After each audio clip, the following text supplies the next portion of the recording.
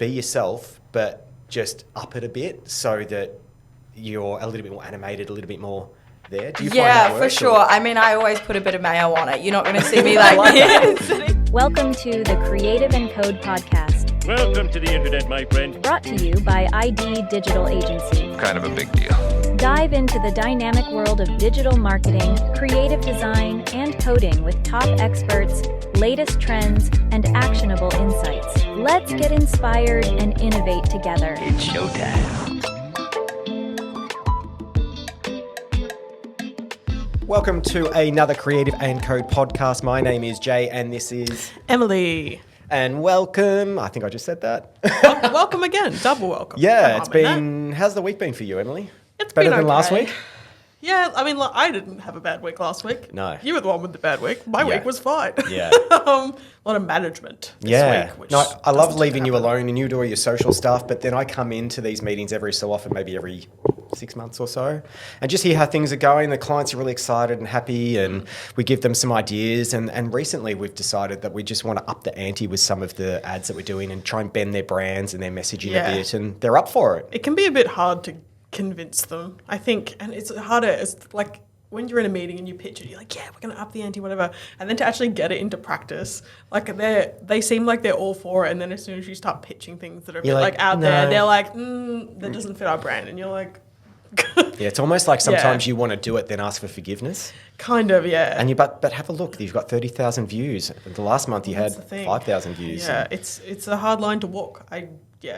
I'm interested to see kind of where it goes with some clients to see if it actually happens or if it's going to be more of a, the brand guidelines stop stick us to from the doing rules. anything too interesting. Yeah. But who knows? Sometimes, like I think with some of our clients, there's some team shakeups happening, and sometimes that's all it takes to like have some different opinions in the mix. It's good to have opinions. And speaking of opinions, one that is opinionated is Teri. She's going to be on shortly. Looking forward to catching up with her. Do you know much about Teri? Not really. I saw her, like, she sometimes comes here and works in the co-working space we're in, and I see her in the lines for lunches breakfasts and stuff, and breakfasts, and that's mostly. I feel like she's one of those people you can kind of hear her before you see her, because she's always talking to someone and always having a laugh. Yeah, exactly. Always just like in a really great mood, and it's like you can sense her presence before you see she's actually here. I met Teri. We came into the Commons, which is a co-working space here in Melbourne. There's also 3 or 4 of them now in Sydney. We worked at the South Melbourne office one about 7 years ago, and she was one of the members there, and she was animated and out there, and we're like, we need to know who this person is. That's what makes a difference. I think especially in like those early days of co-working where you all knew each other. Being that kind of outgoing, and you look at where our businesses are now, and so much of that is based off just her personality back in 7 years ago. And that networking is so important. That's why we chose to work in a co-working space, because the amount of opportunity and people and connections is just phenomenal. And I've known her since that. She's worked for us. We've worked for her on a various amounts of campaigns. We've asked for advice. She's got her own podcast. So stick in. She's going to be here in a couple of minutes, and we'll talk more about her and her 10 million businesses that she runs. So very busy. She's pretty cool. What's been happening in Emily's world other than your old socials? Anything else that's been getting to you, or you're happy about, or from a work perspective? I'm trying to think of what I've been doing. Well, how about these podcasts? This is quite new, isn't it? Podcast, it is new. I feel like it's, we're really hitting it hard. Yeah. Well, this is number 4, this one. I think we've set it up in a good way. It's pretty easy to produce. But it's all about the people. The people, is what Teri's going to talk about too. The people. Yeah. What about you? How was what's new in J-Land? We've had a bit of a rebound. So last week, we weren't quite sure what was going on. Like you said before, people are starting to get their budgets late as well at the end of, mid-August at the moment. Normally they find out their budgets, our clients that we work with, around mid-July. But it seems that they've been holding on to their wallets and their pennies recently. And I think it's just all the things that are going on in the world. There's turmoil in the stock market. There's uncertainty with cost of living and mortgage interest rates. So... It's starting to come together. We're starting to get approvals. And again, like we've got, work coming in and out our ears, but it's the larger projects that we love and the long-term stuff. So yeah, we hopefully tomorrow we'll have 2 big commitments, and that'll keep us pumping till the start of the year. Exciting. So, yeah. The start of the year. Yeah. That's scary to think about. I know, 2025. 5 months away. Oh my God. And then, yeah, we've just had some more older clients come on board, some of them that we spoke about last time that have come on and getting Emily to do some more social, or actually search strategy and AdWords and things. So, no, it's never a dull moment. AdWords. Yeah. We're well past that. It's Google Ads. Oh, Google now. Ads, my bad. Yeah, we're not in 2012 anymore. Yeah, and a lot of people don't know Google Ads isn't just about putting ads at the top of search result pages, SERPs is in the industry, SERPs. Where else can you put them, Emily? You can put them on video. You can put them on the display network, on AdSense. There's 1 billion different placements, and they're adding them all the time.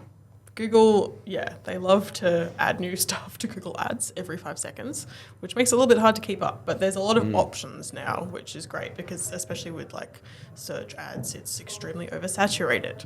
So depending on what your business is, there's probably Heaps of opportunity elsewhere. Yeah. And we're finding too, ChatGPT, Google's a little bit nervous and a bit worried because a lot of the queries that people are asking Google normally, mundane kind of stuff is now being asked through ChatGPT. Yeah. They've lost a lot of search. Used to be 2 billion searches per hour, I think it was. Yeah. I'm not sure what it is now, but we'll look it up and talk about realistically, Google's getting much worse. I think they're blaming ChatGPT, but it's also just itself is terrible. Like, it just isn't giving you what you want. I'm having to add Reddit to the end of every search. Oh, really? To like find any information from a human being that's not like, generated rubbish. Like, I feel like even just the quality of what's appearing for search terms is quite poor. It's almost like ChatGPT has allowed people to then generate content that they think will have a better search engine ranking on Google, and it's kind of doing it, but then the Google search results are actually not displaying the best search result for what people are looking for now. And then it's pushing people back to ChatGPT. So maybe this is all a conspiracy by OpenAI. It could be, yeah. Maybe it's an informal way of bringing down Google. Who knows? I mean, it wouldn't surprise me. A lot of things that I feel like I would go to Google if I'm having like some problem with Illustrator or something, I would go to Google and look through forums or whatever. But now I can go to ChatGPT and just be like, I'm having this exact issue. What could it be? And then it kind of gives you the me a explicit list. instructions with no ads. I could say like that second point you mentioned, explain to me step by step how to fix it. Like, I find it's a lot easier to like things that would usually take me a lot of research to sort out. So if everyone's doing the same thing, I can see why searches are down. Anyway. Totally. And up in an upcoming episode too, we're going to actually interview ChatGPT. Oh, I haven't even told you that, but we're going to have ChatGPT 4.0 that we'll interview and see what it says about being on a podcast. Yeah. I think that'd be really interesting. So, guess we'll see. Yeah. Speaking about socials, let's get Teri. You have my curiosity. Now you have my attention. Since you've been on a podcast. Me? Yeah. Oh, I do them quite frequently. I did one with my client probably like a month ago. Mad. She's crazy, this Teri. We've started anyway. This is Teri. Oh, we're already rolling. Teri is awesome. Teri Kearns. You've you. had a crazy, 12 years life. or so? I'm shocked at how much you fit into it and all the incredible Instagram posts and reels and things that you put together. Prefer not to wear headphones? Yeah, I can't hear you properly. Yeah. You keep them on so you can tell if something's not working. But I'm just shocked. Like, looking back at the last couple of years, you've been doing with Portfolio Fairies. Yes. You've been doing stuff. You've had some of your reels go viral with Snoop Dogg. We won't touch on that one. You've been boxing and been in competition as well. You've been going around with some of the guys here like Cash and doing all their breakdancing kind of reels and things like that. You've brought out a sleeping nose thing as well. Mouth tape. Yep, that. Well, so you breathe through your nose. Yes. And you're running your own social media business. It's just nuts. Podcast. So I've been busy. Tell us what it's like to be in here in your brain. Oh God, you really want to know? No, I think over the last few years especially, and especially the last 6 months, I've been doing a lot of personal mindset work, which has really helped me kind of break down things from, I think when your personal life is really good, you can make your business even better. Yeah. You can kind of mask everything, but if you've got that under control, you can manage your businesses a lot better, especially if you've got a lot going on like I do. But yeah, I mean, when I first started my business, it wasn't purely out of, oh, I really want to start my own business. I was kind of actually forced to start my own business when I was made redundant. So that's how my journey started. Was this the Crown location or whatever? No, I was working for Fairfax Media, and we Right. got brought out by Channel 9. So we essentially all got made redundant, apart from I think 2 people kept their jobs. Goodness. And what were you doing at Fairfax? I was the digital marketing manager for the events sector. So we did a lot of sporting events. So for example, Tough Mudder, 2 Times You Try series, Nice. Great Ocean Road Race, anything like that, mainly based in Victoria, but we did some stuff in New Zealand and around Australia as well. And y'all would have, I could imagine, when was that, 10 years ago or something like that, roughly? Things have probably changed a lot about how you do social posts back then. Oh, well, to I was, now. Like, before I came here, I was actually thinking about how I got into social media. And this makes me sound really old. But when I was out of uni and I had to do my end thesis to finish my degree, I was working at, had to do an internship, and you had to have a research question. Right. So I kind of introduced all of the social media accounts to Forsyth Bar Stadium, which at the time was the only covered stadium in the Southern Hemisphere. So they did some really cool events, but they weren't leveraging social media at all. So my question of my thesis was, does social media affect ticket sales? Which now you'd be like, fucking Yeah, duh. obviously, yeah. Of course it does. But they didn't believe me how powerful it was. So I did my whole research project on social media and the effect of ticket sales back then, which, And- again, I feel really old. and back then, when you did the thesis, did it prove your Yeah, theory? yeah, Back then? 100%. Yeah. Yeah, it was, I actually ended up, nobody could believe this because, Jay, you very much know what I'm like still, but you could only imagine what I was like at uni. Yeah, bit younger, a bit crazier, more time. Absolutely. I remember them calling my name up, and I actually got the top student award for my research. And everyone was like, nah, the name must be wrong. That can't be right. That's awesome. I even amazing. remember 20 years ago, maybe even more, I'm sitting in a restaurant with someone who was like a someone who thinks about the future. What are they called? Theorists? Or whatever, right? And they're like, do you know your phone? Back then we had like the Nokia 5110 or the Snake. 3210. Yep, that's Yep. all you could do on it. And this guy was like, you won't actually use your phone in the future to make calls. It'll just be, communicating in different ways. And Chip in and your I'm head like, that reads no your brain. way. No way is that going to happen. What? It's called a phone. You're like, Yeah. it's not going to happen. And then you look today, like how many calls would you make a day versus like the time you spend on calls versus using your phone for other things would be Yeah. minimal, like totally minimal. Yeah, but the landscape of social media has changed so rapidly. I think even 5 years ago, if you were just on it, you were ahead of the game. You could have been posting anything and you would have been getting attention. Yeah. But now the landscape has changed so much where it's so saturated. So you've got to do something different to stand out. And what I always say and what I like to teach people and what I like to do with all of my clients is teach them that nobody can actually be you. Your personality is the most important thing, especially if it's you that started the business. Yeah. But it also goes over to corporate companies as well. The people behind those corporate companies. Not everything has to be super serious, Yeah, and exactly. social media Yeah, it should be a bit social. raw and a bit untamed, and that's why like we're on an iPhone right now. We've got like good microphones, but we're just seeing what happens, and it's just the people I think that are important. And that's the thing you were talking about. I saw recently on LinkedIn, on your LinkedIn profile, that you were talking about the Port Phillip Ferries strategy that you did, and you realised it wasn't about the business or the people community. It's about the people and what they were trying to do and where they were getting, and that was the story that you wanted to tell. Yeah, exactly. So my client, Port Phillip Ferries, they came to me and they said they wanted more people to come on the daily commute, which is anywhere in the Ballerine region, over to Melbourne instead of driving. And what's the commute? How long does it take? 70 minutes. It's not bad. So it's not bad. Yeah. And it also, if you take into consideration your time that you would spend driving, you can't do anything else. Yeah. Time is money. So you can start your day on your emails, you can Yeah. do so many different things that you couldn't do when you were driving. But they came to me wanting to increase the number of people that do it. So instead of, creating a graphic design, creating a video that just showcases on the ferry, it's like, what can you do to actually to develop that emotional connection for people that haven't had that experience? And it's asking the people that already do it, what do they love about it? And then you get the stories out of them of what they do when they're on the ferry. They like to have a wine on their way home. You definitely can't do that when you're driving. So then it just creates that connection for what it could be for you. Exactly. Rather than so you're selling the outcome and the feeling of your service, not your service.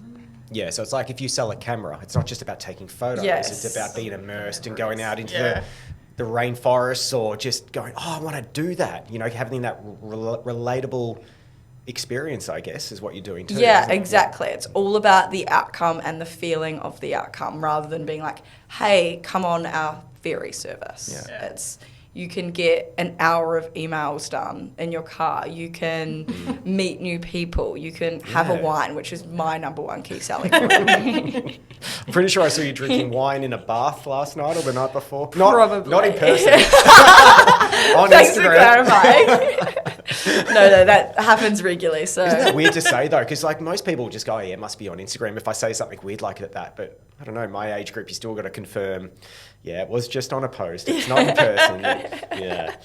That's crazy. Yeah. How did you build up, with this ferry service? How do you build up your client base? How do you, I have always been a good networker, I guess. I love talking to people, and I think people get it wrong that you think, so many people oh my God, you're so confident, or something like that, which I've kind of had those comments towards me my whole life. But I'm actually not really. There's so many times where I'm uncomfortable, but I just do it because I'm visualizing the outcome or the opportunities. It might end up being nothing, but it might end up being the best thing in the world. Exactly, It's almost like your coping strategy is Yeah. actually really beneficial. You're like, I'm worried, but I'll do this crazy thing. And then it's on camera and you use it and off you go. So, Exactly. I just think there's opportunities everywhere.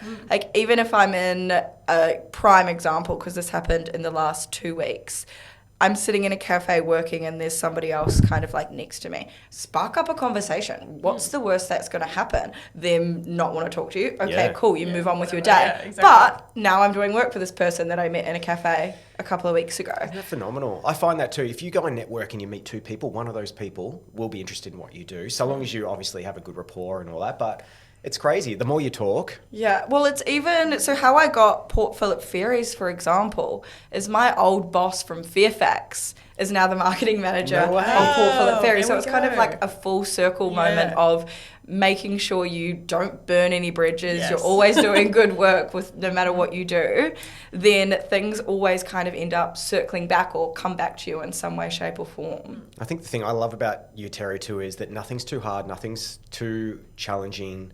We've been using graffiti remover on posters and we've done, sitting out on a deck with drones coming at our faces. It's all We've good. done some weird things. Yeah. But always going, thinking outside of the box, doing things a bit different, showcasing personalities behind Yeah. businesses. I think that's so key to standing out in the overly saturated You can definitely market. pick as well when, influencers aren't genuine. They're Yes. doing too much, and you see the influencers in the wild Instagram accounts and things like that are showing these people that it just doesn't seem real. But that's what, one of the key things that I do with some of my clients, and especially if they're trying to showcase their personality more, but they're not comfortable in front of the camera, which so many people aren't, and that's totally fine. But what I do with those kind of people is we will just film for ages. We'll just keep filming. We might end up with 40 minutes of content, but then from there we can edit it right down, and then you've got those really natural organic moments that come from that constant filming, and then it's still super authentic, but that comes across because people see straight through it these days. It's so easy to see when somebody is being inauthentic so easily. So right now, what have you got going on? And I know that's your podcast name as well, but Fair bit to killing it. if you, like, I can imagine you've got probably 12 things that are going on right now. Name a couple of them. Yeah. Well, I have been completely changing my business model lately. So that has been taking up a lot of time. I've still got my main clients that I work with, but what I've found I'm really passionate about is helping people do it themselves, so more of a coaching side of things. So I'm going to be releasing like courses of how to show up, how to show your personality on social media, how to edit these videos, all of these kind of things. Because I find that the most people that come to me, and this is probably going to ruffle some feathers, but so many, especially social media marketing agencies, are such a rip-off, and they rip off so many people. And don't get me wrong, of course there's good ones and there's exceptions to the rules, but everybody that comes to me and my small agency that I don't like to call an agency, they've been charged $10,000 a month and they've got some graphic design posts. They don't even look at like their unique selling proposition. Like, I'll give you another example. One of my clients, they are a new tech startup. So they're a business called Got Cakey. And they essentially connect bakers with buyers. So the Uber Eats of cakes, and you can get them fully customized. You put something out in the app, and then it feeds it out to local bakers in your area, and the bakers put in offers. You can see their work and things like that. This business, it was the idea of a 14-year-old kid. And he is the co-CEO with his mum. That's crazy. Which is an insane That's story, an amazing right? story, yeah. So the agency that was working on this client's social media before me, they were charging a ridiculous amount per month. And not once did they tell this story, go into that. Like, I was shocked. But that's a prime example of how these agencies, they create these amazing graphic designs, cool motion graphics, and these things that do take a lot of time. But very few people are showcasing the personalities behind the brand. And that is what I am an expert in, is making sure that you're showcasing these personalities and telling these stories. There's so many stories to tell, rather than just look at this cool design I made of these cakes moving and somebody picking it up. Like, that's not going to make me want to engage. It's so good that then someone can come to you and be probably half the cost. Yeah. You don't have all the overheads and things like that, and get a real person that's going to create real content that's going to work. And I've seen a lot of your stuff's gone crazy, millions of views. And and even we did a campaign for a cleaning company, let's call it that. And the first one that you did, within 5 days, had 40,000 views. Yeah. And it was because we weren't looking at the product. We created a video in my house, and you were just being crazy and showing this off and spraying, and you had a good attitude, and people shared it. Yeah, exactly. And ultimately, you are selling a product, but people will watch if there's something that's relatable or exciting or... Yeah, just like the real kind of people behind it, rather than like... I fully agree that you should have a rough kind of script, but I think so much of the absolute gold content comes when you're like riffing off the cuff what happens on their day. You should have key messages that you're following, that you're getting across within your video and your plan. But I think the best stuff comes randomly. For sure. Absolutely. I mean, even I used to do a lot of videos, especially on this channel, if you're watching on YouTube, where I would be going through abandoned buildings, and I'm just doing, it's just real. You see exactly what my reactions are and all that kind of stuff, and people liked it. But one thing you might not know, I don't drink caffeine because I get anxiety attacks. And on one morning, as I'm going through an abandoned building, someone handed me a Red Bull. I downed it, and I was shaking, and I was like more into it. And that's the moment that people started to say, wow, you're really energetic and you're a bit different, but it was good. Yeah. So I'm not sure if you find, be yourself, but just up it a bit so that you're a little bit more animated, a little bit more there. Do you find that works? For sure. I mean, I always put a bit of mayo on it. You're not going to see me like you're going to see me, well, maybe, but you're not going to see me sitting around with my friends on a Sunday morning, like with this hectic, like sometimes, but you're not going to see this hectic energy 24/7. Yeah. That's just, you can't be like that. Do you do a Barbie where you're smiling all day and you get home and you're like... Sometimes it's so draining, like especially if I've got a big day of filming when I'm actually the one on the other side of the camera, not filming. It's definitely takes a lot of energy. Yeah. But it's fun. I love doing it. Well, that's what you want in a career, I guess. Yeah. How do you come up with your ideas for videos like this then? Like the one that had 40,000 views and other ones that have gone viral. What's your creative process? I love to look at, if it's for my own personal, it's a lot different. But if I'm doing it for a business and a company, I think the key thing is looking at the problem that they solve. So I like to call it problem, solution, relation. So what problem are you solving? How are you solving that problem? And then how do you make it relatable?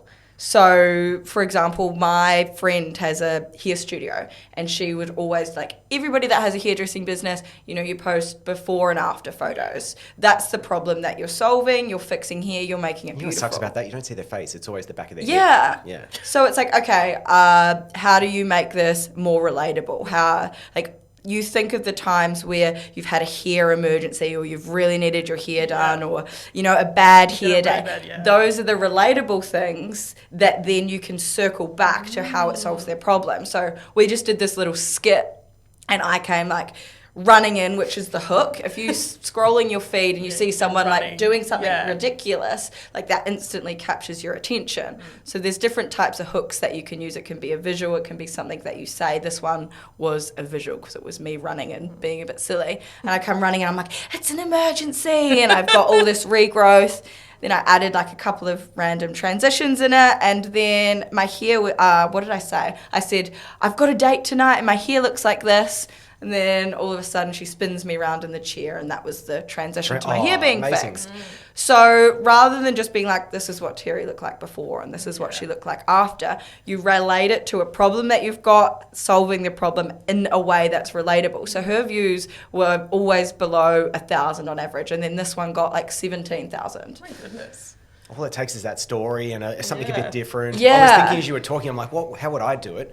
And it might be just, and again, sometimes some of the customers might be willing to be on it too. Imagine if you just had the phone there or your camera and she looked like this and went, achoo! And her hair just went. And Yeah, went, oh. exactly. There's so many cool transitions that you can use that are really original, and you don't have to, I mean, you can take ideas and the concepts from other people, but always make them your own. Yeah, How can you make them specific to you? And that's where it always comes back to your personality, because nobody else can be you.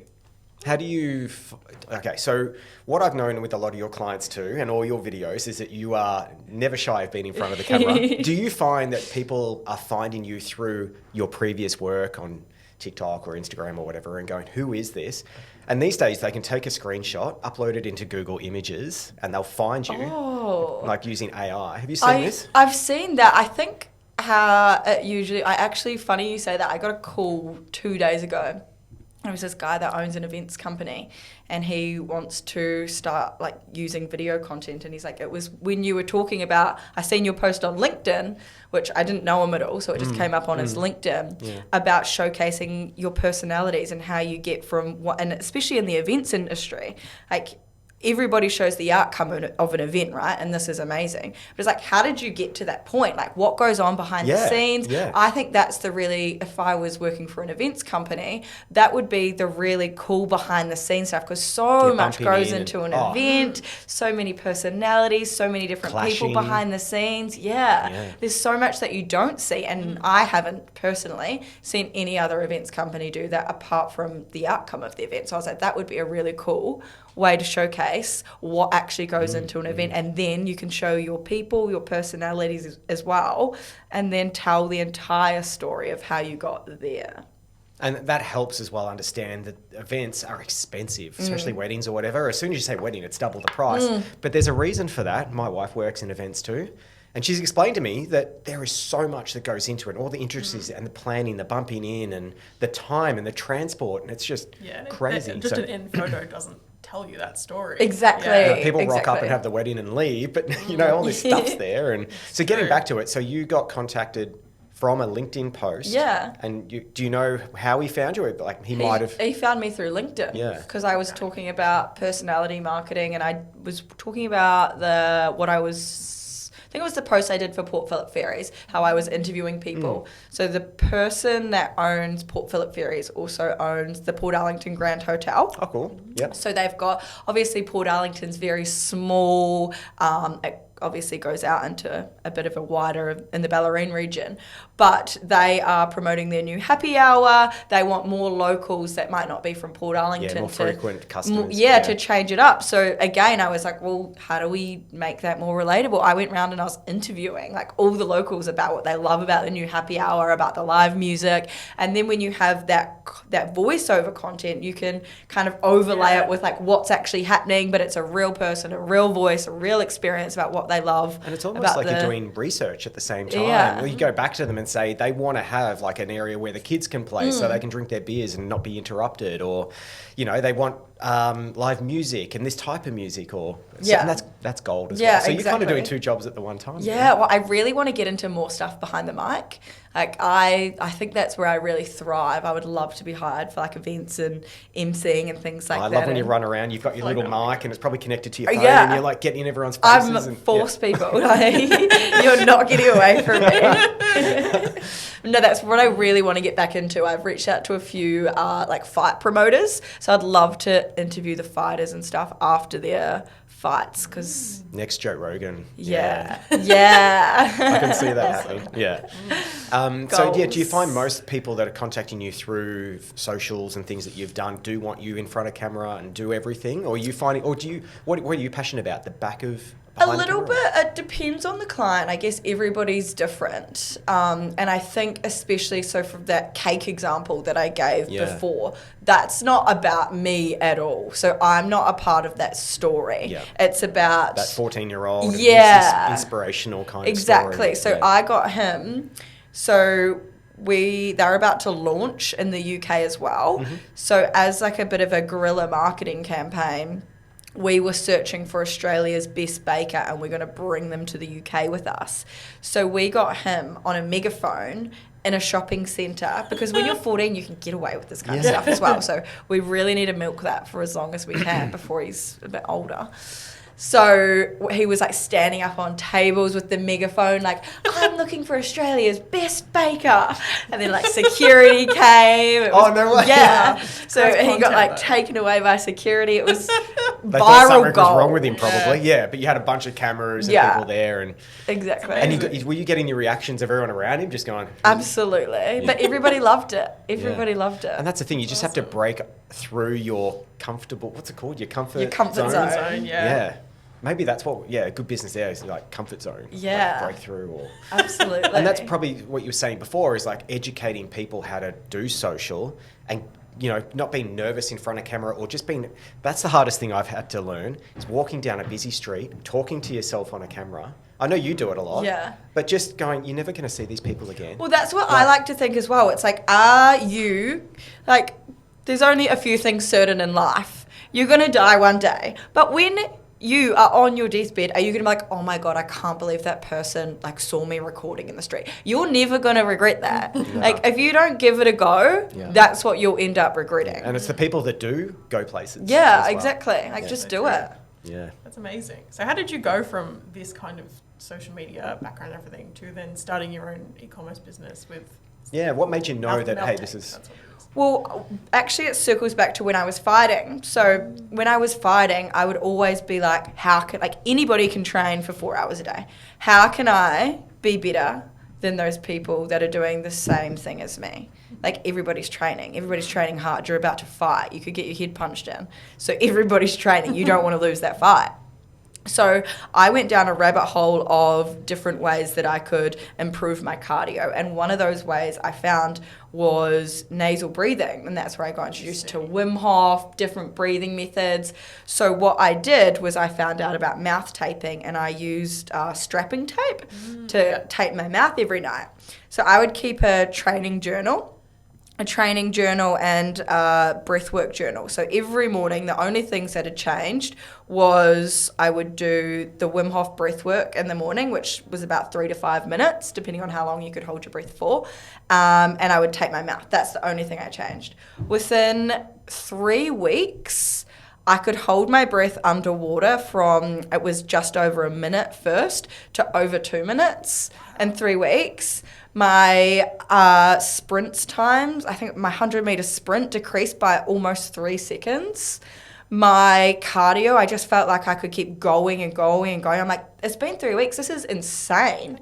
So what's it do? Is it's breathing techniques through your nose? Is that when you tape your mouth? Because if you think when you're sleeping, like you can automatically just kind of go, like your mouth's going to open. Yeah. So then you're automatically not going to be breathing through your nose. But when you breathe through your nose, it's really interesting because it's like a lost science in European countries. So many other places like Japan, Korea, various other places of the world, they'll actually, when their babies are born, they won't tape them, but they'll always gently close their baby's mouth so they start to breathe through their nose. Because if they don't do that, they know that it can actually cause malocclusion through your mouth, which causes crooked teeth. It can cause breathing problems. Like breathing through your nose is so good for you. It changes the way that your the oxygen goes to your muscles, to your heart, to everywhere. It's like basically your nose works as a filter.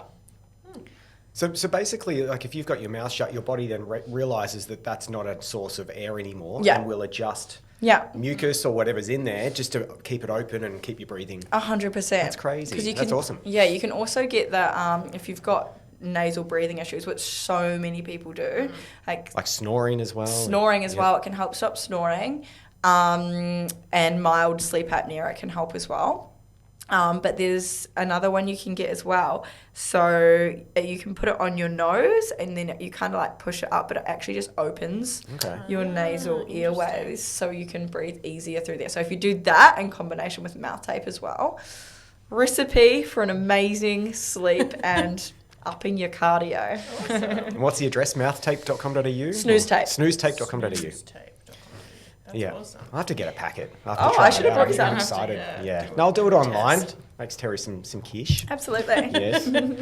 Is it harder, do you think, than like what part of because obviously you do so many different things, what is the easiest and the hardest for you in terms of all your different paths? I would definitely say e-commerce because I had no idea what I was doing when I started that, but that's like everything. I mean, if you don't start or you don't try, how are you going to learn? That's true. So I kind of just threw myself in the deep end with that. So I would definitely say that figuring out how to even print labels and how to connect that to my online store. I was like, what is going on? And then it would print out all the wrong size and things like that were just really frustrating things that shouldn't have been really hard. But yeah, because I've been doing social media my whole life, and even though the landscape changes so rapidly, I'm pretty good at keeping up with the changes. Yeah. But yeah, and really, like your job as a social media person is to get people onto the site, and then you've now experienced what it's like to get the orders. Yeah. And it's different. Yeah, it's definitely different. But yeah, I'd say that's the hardest. Do you find it strange to also be social media marketing your own business now? Like, is that a different experience than doing it for a client? Kind of, and it's like you cut more corners because you don't sit there and go, you've got the strategy. Yeah, you've got the strategy in your head, so you don't go and put it into this big fancy document. There's definitely some corners that are cut, I would say. Well, I guess it makes sense. Yeah. How much time have we? I don't know. It's been a while. It's been good. I talk. So what's that say there? 32 minutes. Do you want to do speed round? We'll do speed round. But I think I'm just interested in how, when you wake up in the morning, how do you know what you're going to focus on during the day? Do you set yourself like a checklist in your your notes app, or what's your plan per day? I like to do that. I'll do a hectic version on Sunday. My non-negotiable is planning out what I need to do for that following week on a Sunday. Mm-hmm. And then before I end each day, I will make a list of what I need to do the next day and then prioritize those things. So if I do that every day and I've got a list, instead of just waking up and be like, what am I going to work on today? I actually know and it's written down. I'm a writer. I write it down. I don't doing some apps and stuff. Yeah. Wow. Then it's really satisfying when I tick it off. Yeah.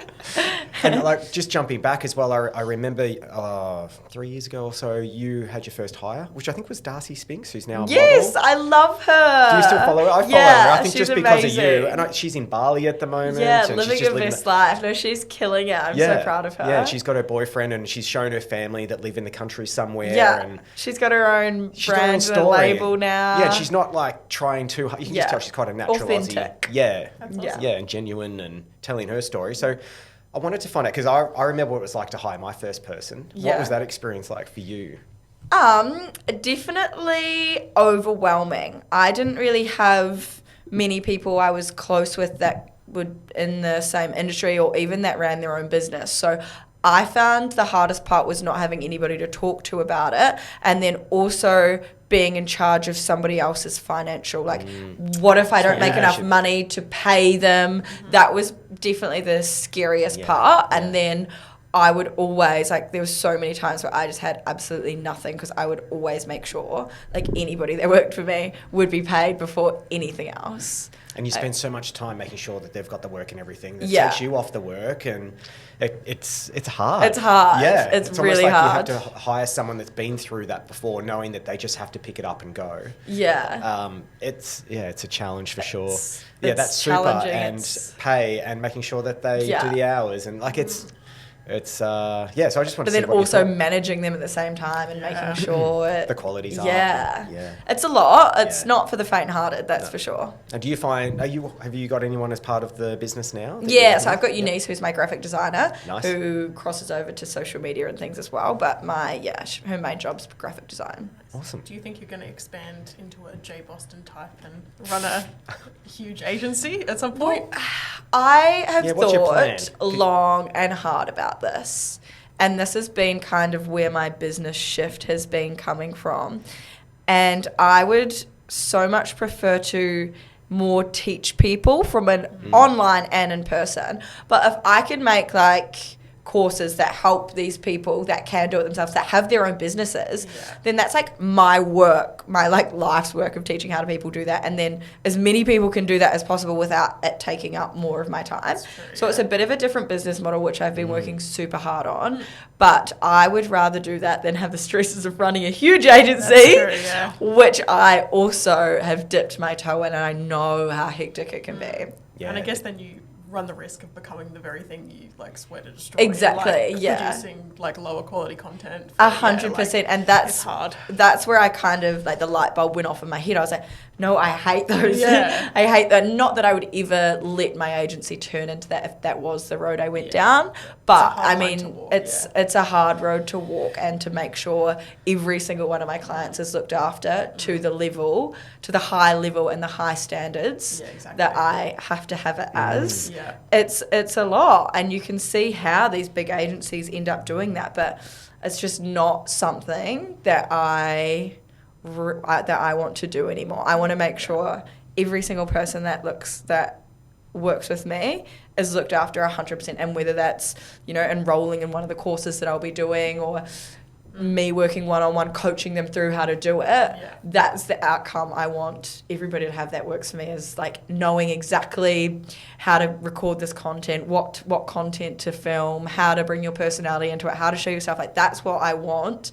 And these big agencies just don't. They just don't have the ability to do that. Oh yeah, Totally. Like, that's why we're staying quite nimble. We've said as well in a previous podcast, I'd never want to get over 15 people, because then you lose that connection and that relevance, and that's where I think agencies are just churning through it, and they've got huge overheads, and having maybe an online course system like you're talking about, where you can have video content that you've edited, and they submit examples of their work, or them talking in front of a camera in front of heaps of people, and then tick, you've passed that. How do you feel? And that's like kind of what I'm offering as well. So, people that run their own businesses or whatever it might be, like, I'll do a strategy session with them, like a coaching session, but then depending on what we do, like, it could be a month, it could be 3 months. For that next month, or however long it is, they then have access to me to send me all of the things that they've done and get real life feedback of how to, how they could improve or make some changes. That's amazing. Yeah. And I think you've got a, sorry. No, I was going to say that is like that's the whole point of hiring you, I guess, and during the course, they can get that one-on-one support. Yeah. In like a completely different format that might work better for those small businesses. So Yeah, it's a exactly. really good concept. Thank I think you. over time too, you've developed a really good network of suppliers and resources and things like the Australian Cinematography Boys. Yes. You can call on them at any time, and they're out there ready to go. And, Yeah. And do you find like having that network is so important too, just to be able to go, I've got the shoot tomorrow. What am I going to do? I need 3 cameras. I need 2 audio. 100%. Liam Yeah. saved me so many times. He doesn't sleep. I've seen him He doing like his doesn't. Instagrams at 2 a.m. as him doing his gym workout. No, and- because he is one of those people, I don't know, it's like a specific gene or something, Yeah. that he works better off like 3 hours sleep, if that. He's crazy. Yeah. I He's used to be insane. like that, but yeah, as soon as you have kids and I'm stuff. absolutely not. Yeah. I am kid. Yeah, a couple of reds, I'm on the bed. Yeah. Red wine. All right, let's do speed round. Okay. Yes, Speed round. okay, what do we All got? right. And Create- sometimes we do pause because if you say something, we're like, oh, what happened there? So Oh, not okay. exactly not as speed. speedy round. Yeah, Yeah. creative or code? Creative. Favorite design tool? CapCut. Good one. I haven't tried that yet. You the haven't tried best. it? Yeah. You like it? Very good, yeah. I've noticed that if you don't pay the premium, the paid version, it always says CapCut at the bottom. Oh, should no, pop it you out. can, it's people that don't delete it at the end. Silly. Oh, yeah, like the little outro. Yeah. Terrible. Favorite website? Ooh, Reddit. It's a bit of a laugh, isn't it? How many hours per week do you work? Oof. Probably 50 to 60. Yeah, me too. What's the first app you open every day? Instagram. Me too. Coffee or tea? Coffee. Correct choice. Jay here doesn't drink either. No. So I feel like Psycho. Anxiety attacks. Even if I like at the end of the day, because I just love the taste of coffee, I'll get a decaf because I want the taste of it. I've had it like, Dedication. I ordered decaf at the cafe store and they're like, what, are you pregnant? Yeah. Like, shut up. Can you I not got drink problems. coffee when you're pregnant? I mean, Can you not? No. You can't have sushi. What? Oh, that's Yeah. okay. I don't really like sushi. Yeah. There's a whole bunch my of stuff. I'll have to look up God. what can't you eat and drink when you're pregnant. There's Not that heaps I'm of planning to stuff. get pregnant anytime soon, but that's a shock. dark mode or light mode? Light. Mac or PC? Mac. Work from home or work from office? Office. Cats or dogs? Dogs. Favorite font? Ooh. I'm like a basic bitch with fonts. I like. Don't say Comic Sans. Nah, it's not Comic Sans. Can like I look a- it up? Yeah. I can't remember. Yeah. Like a bit of a As long as Helvetica it's not moment. Arial or Dahoma. Oh no, I'll tell you. Let me get my. This is the one I use in all my branding. I should actually know what it's called. I mean, I feel The like same one we did. We did Italian plate. That's our brand. I like Font. the Italian plate. It was Yeah. nice. It's elegant, sophisticated. Look it up. Filson Pro. Filson that's with a an good F. Yeah, that's it there. Oh, yes, Nice. very Throw it off at the screen there. Make them talk. And it's so appropriate too. Look, sorry, just squeezing in this. Your business name, Make Them Talk. Yeah. Really, it could have been Teri, social media extraordinaire. Or Yeah. whatever, but it is. It's all about making people talk. Exactly. Because most people who this is my thing. We've got a sauna squad that Emily knows about. We catch up every Wednesday for saunas. I love that. I would like an invite. I'll get you an invite. And we've got a little Instagram group message thing. Yeah. And it's like, that's funny. Send it straight to the sauna squad. Yeah. It's about making them talk and about, getting it Yeah, together. yeah. Ultimately, that's the goal from 100%. any real business wanting to be on social. Exactly. So, yeah, true. smashing it. What's your favorite snack while working? Oh, am I being healthy or? We'll do both. If I'm being healthy, I like popcorn. Low cal, you can eat a lot of it. If I'm being not healthy, anything with chocolate. Nice. If you were going to choose a chocolate, like a Cadbury flavour, what would it be?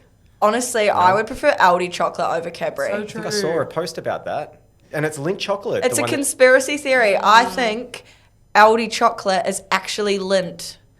Just rebadge. 100%. Have to find out. I'm gonna If do anyone it. I'm knows. gonna do a deep dive, and I'm Yeah. gonna prove it. Yeah, I'm curious. Pineapple on pizza. Yes, absolutely yes. Good. Nice. So far, everyone said yes. Yeah, I Mm. think maybe it's. If you don't like pineapple on pizza, grow up. Exactly. I think the problem is like Australians and New Zealanders like that, whereas I think Yeah. if we interviewed some other members of the team from elsewhere in the world, they would be less forthcoming to that. Yeah.